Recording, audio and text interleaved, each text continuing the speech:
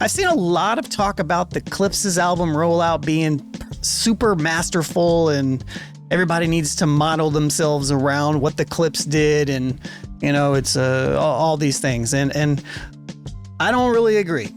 I'm Sean, Lonegevity with Bringing Down the Band and the New Old Heads podcast, and this is my Unpacked series where I go a little bit deeper on discussions that we have on the New Old Heads podcast, and oftentimes other things as well. This discussion's from episode 445.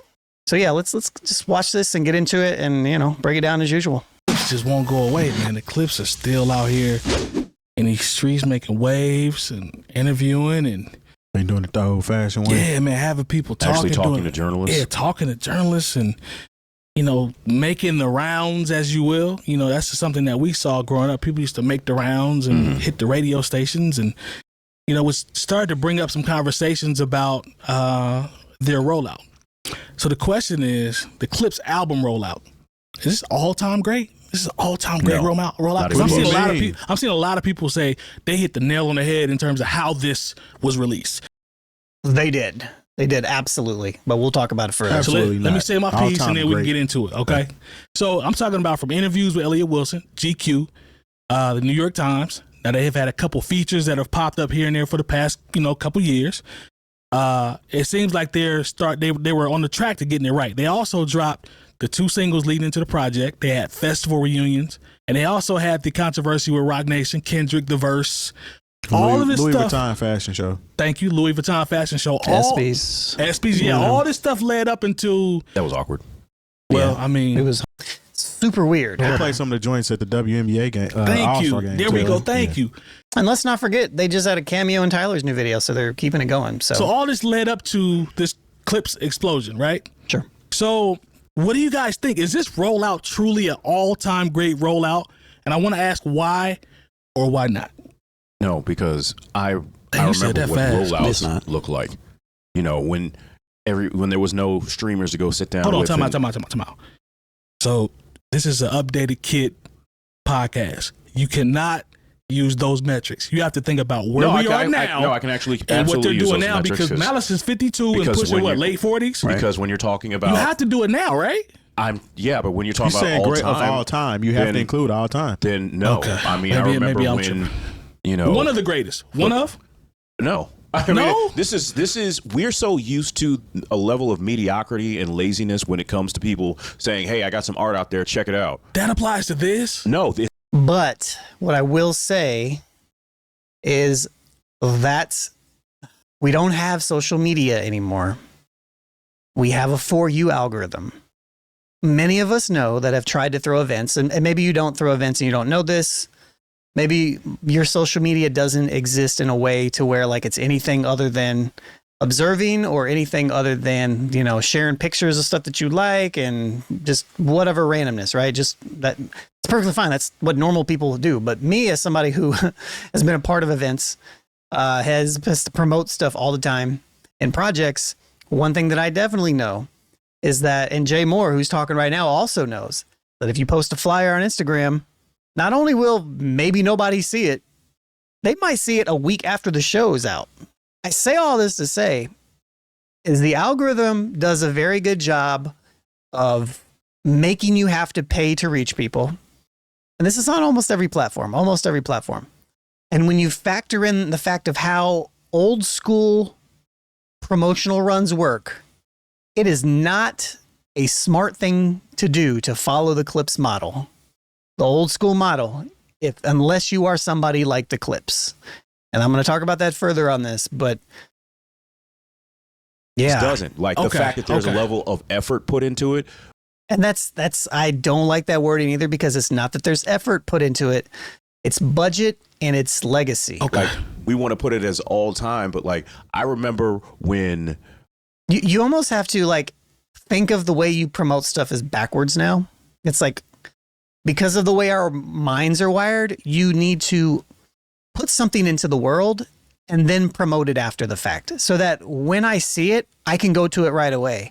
Because if I have to save it or think about bringing it up late, unless it's somebody I really, really, really care about, I'm just going to forget. But if it's already out, I can just be like, all right, let me go check this out real quick right now in that moment. then at least it's there. And that's a very important distinction here. The crazy lead up to, and of course it's Michael Jackson, but the crazy lead up to Michael Jackson albums. No. And this is Mike's point to where like you can't compare Michael Jackson to the way things are now. You can't. And then you're gonna take it to hip hop. I remember the crazy lead up to, when Jay-Z put out Kingdom Come, Budweiser deal on Monday Night Football. What's funny is I don't really remember any of these except for the 50 Cent Kanye West one that they mentioned. Doggy Style. Yeah, when I'm thinking about rollouts, I remember when everybody had a real rollout. Had to. And so when you're talking about like now, what you're seeing is just more of a traditional rollout. But to say this is an all-time rollout, it's not even close. So not even in the hip hop world. Let me ask you this, to your point.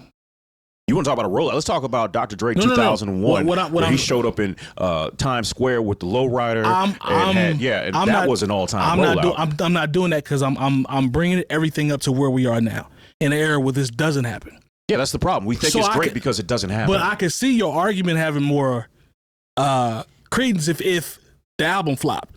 Not only did they do this, but I feel like what Mike and Jay are arguing here, like Jay is speaking from a perspective, in my opinion, that is making the standard of how to do a rollout based upon the history and not really factoring out into the fact that way doesn't really work anymore, period.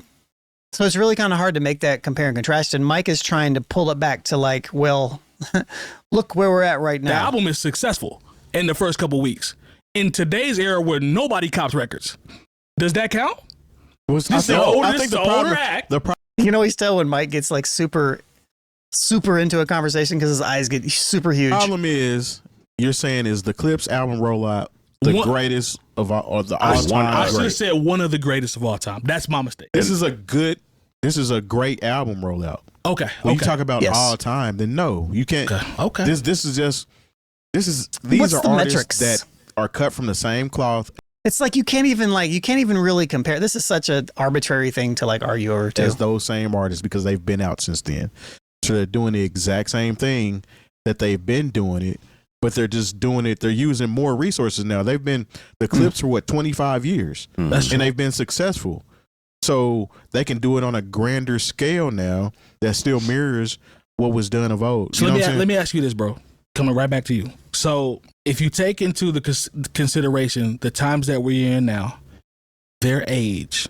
You can't say their age, though. What does your age have to do with it? Because to me, this is just my opinion. To me, they're not supposed to be this successful at that age. But what does that have to do with the rollout? Because to me, this LL Cool J didn't roll out nothing like this, and he older than both of them. Well, people wasn't anticipating the LL Cool J album the same way they're anticipating. But what I'm saying is, album. To me, when I see the Clipse are like a, and I hate to say this, but I'm using this from an R&B standpoint. It's like a legacy act at this point. You have to consider, right? Or am I wrong? Pusha T has never stopped.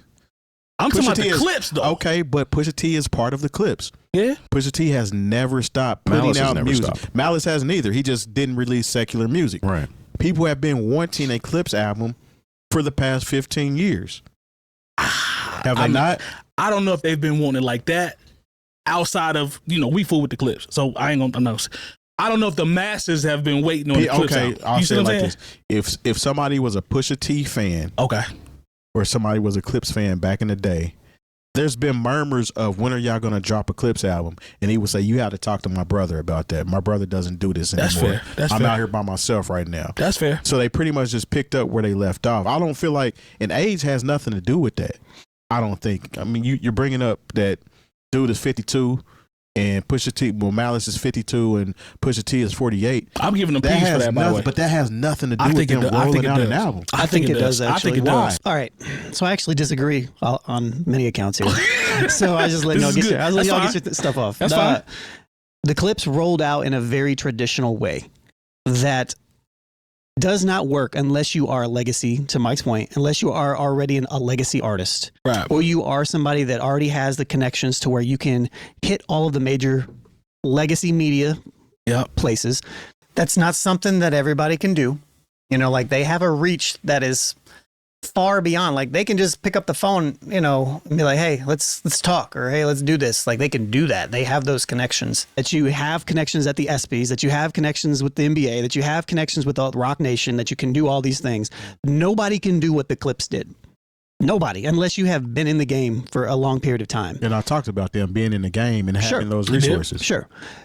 I think what they did as far as this rollout is actually pretty spectacular, but I also don't think that anybody else should, number one, try to do it that way. I think it would be stupid to try it that way. They are a one-of-one type of act that has a legacy behind them. Yeah. That has, if you're still trying to do this as an artist, like drop a couple videos beforehand and then drop the album and then go on this promo run and stuff. You really need to reevaluate how you approach this stuff. Sure, drop something a little bit ahead of time if you want, just to get people talking about you, but it doesn't have to be music. But like everything, almost everything needs to happen after it's out. Especially if you're not this goes for almost anybody up to the size of a Pusha T. You know, like we have such a short attention span, and when something hits our feed when we're scrolling, it'll remind us in that moment to be like, oh yeah, let me go check this out. But if it's something that's not out, we'll just ignore it until the next thing comes out. Like it just plays into the psychology and how the algorithms work and how this stuff works.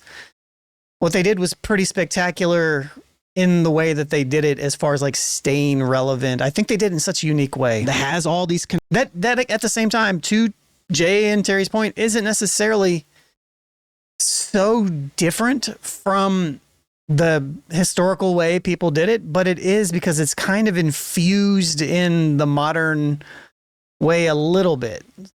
Kind of connections to all these people. Yeah, even have the Kanye West controversy. You have all this stuff. You have Pharrell Williams attached to the project. You have a Kendrick Lamar feature. Yes. Yeah. All these things this will not work well for 99.9% of any artist that wants to release a record.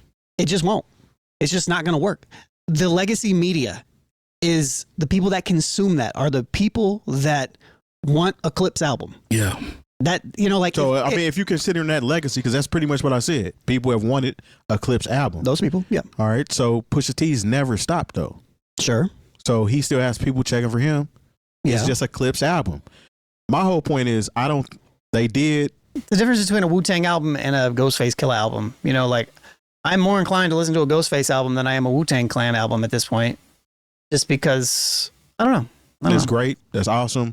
But when we talk about the greatest rollout of all time, I can't go for that. There's nothing you can tell me that's going to make me say this is the greatest rollout of all time. This is a great rollout.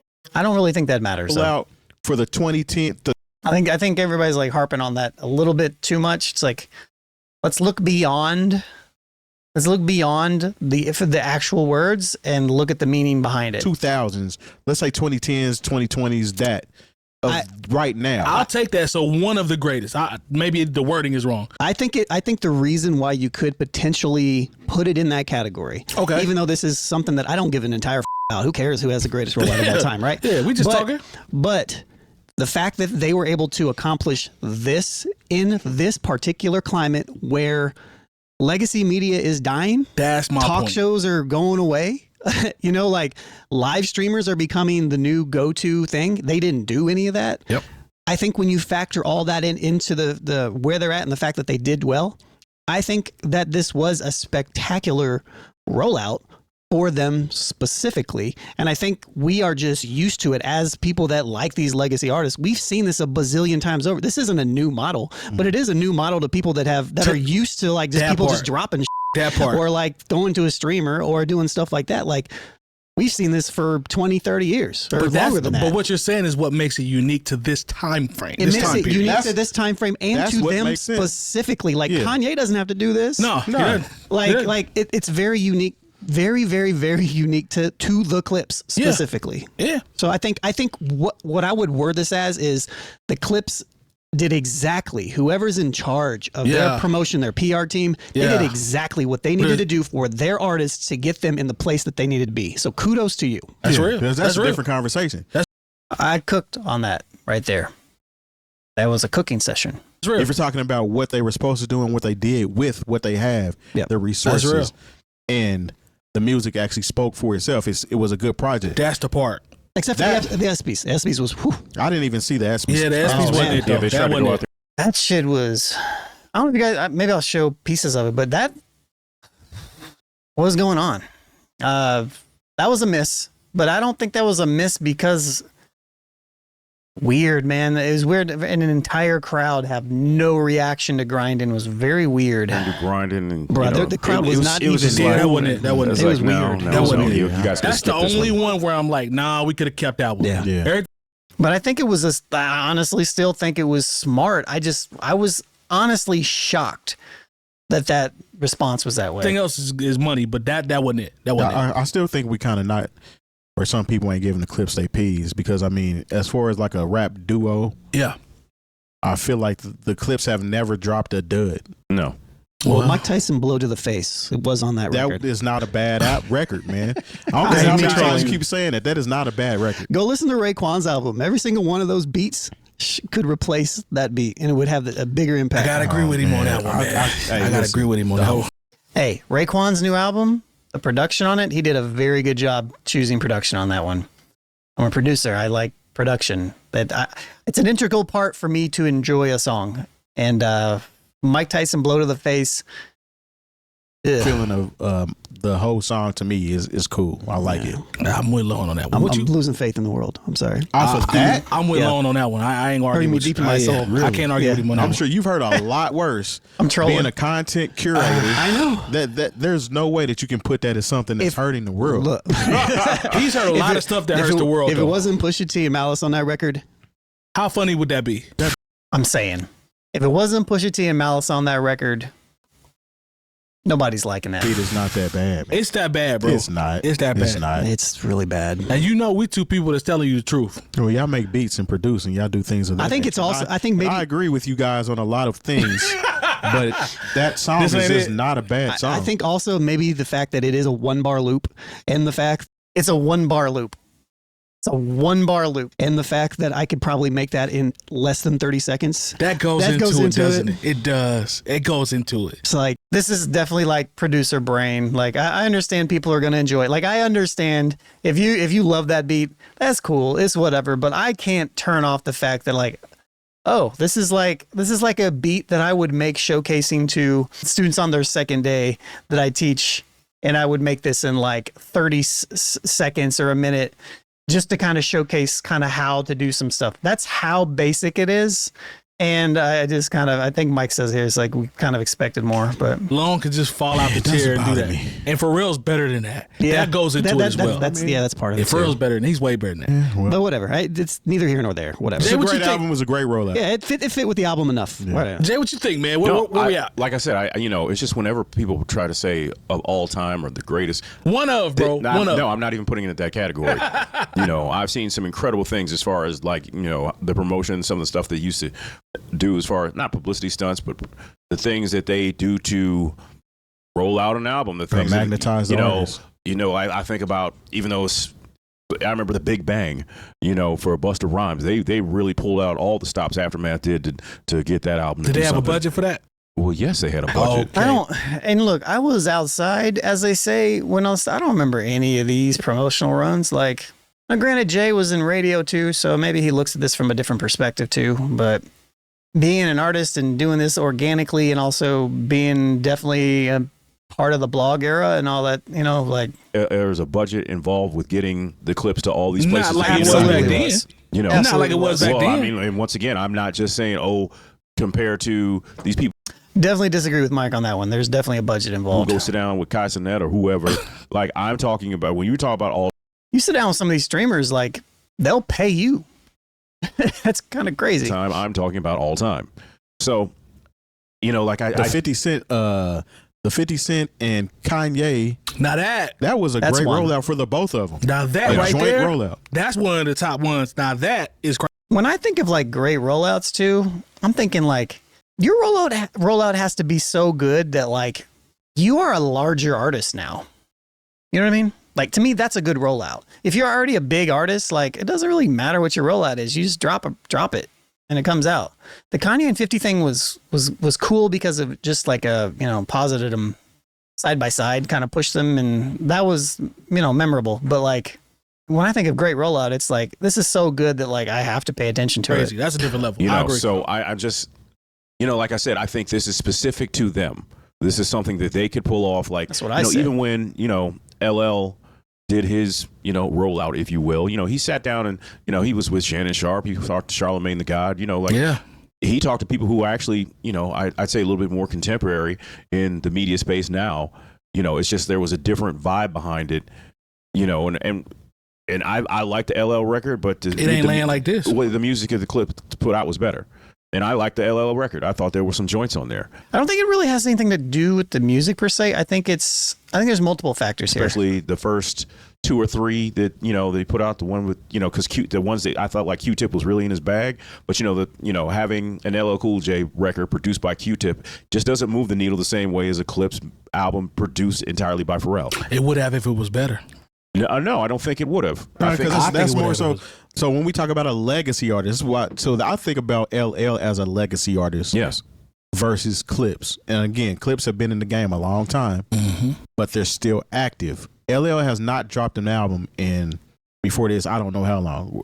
That's a very good point. So that's kind of what I was leaning towards with my thought. It was like, there are different levels of legacy. The Clipse have been active. They understand how to move in this space. There are people actively looking for them. So that is a good point that Terry is making. LL is a traditional legacy act, like stopped making music. It'd be like if KRS-One dropped a new album. Sure, he's been putting out music, but nothing on like a major scale. Early 2000s. No, he Maybe put out. 2010. It's been long. There was Exit 13, but that was still, that was still well over. He's not the 15. LL that people were checking for. Right.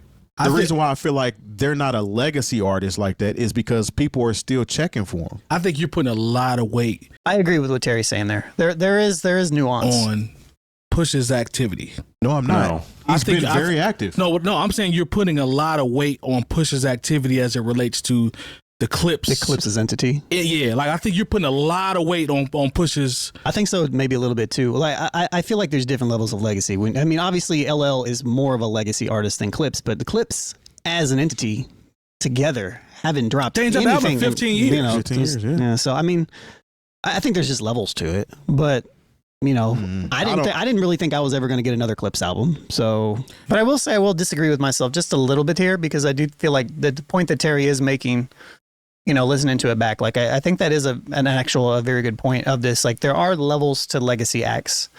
Maybe I just didn't expound on it very much there, but there is a difference from an artist who just seems like they're completely out of the spotlight 100% and artists that have kind of lingered a little bit and dropped stuff. So But I'm saying, it'd be like the difference between like, Raekwon and Ghost are dropping records, but all of a sudden if like we got a Capadonna album, you know what I mean? Or like a Street Life album, you know what I mean? Like maybe they have been dropping. I don't know. I guess I gauge a legacy artist as something totally different. Yeah, we're older, man. Yeah. We older. But legacy artists are usually artists that are touring specifically off of their older records. Yeah. They're I not get that. dropping. That's a So good like point. if I they get drop that. an album right now and you go to their concert, you might not really rock with that album. You would rather hear the old shit. Whereas the Clipse just dropped an album where if they go on tour right now, I just want to hear this. Right. You might be able to give me like 2 or 3 songs off something else. You can do your legacy tour later. What do you think Pusha was performing on his shows?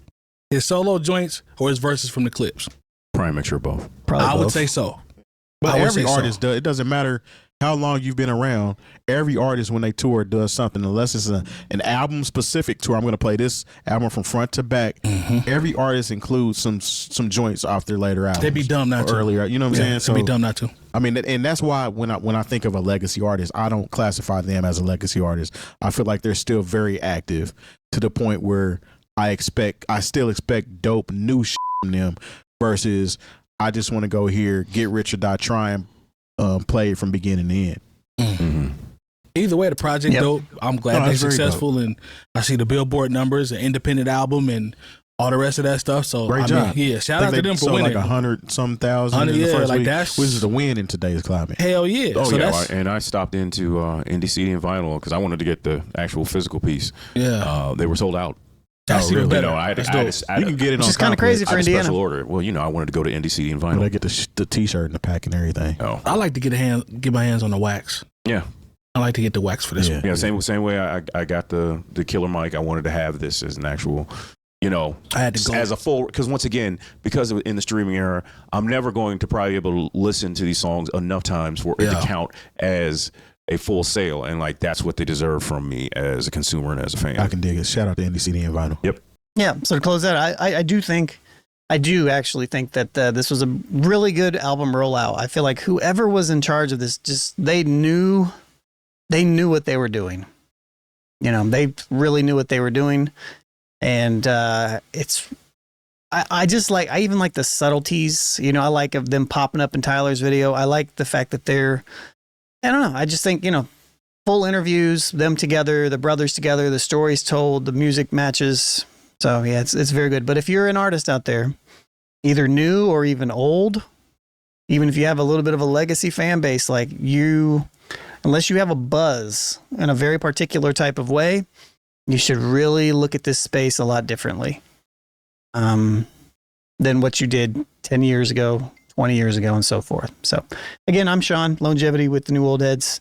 If you want to get this uncut episode, you can do so by patreon.com/newoldheads.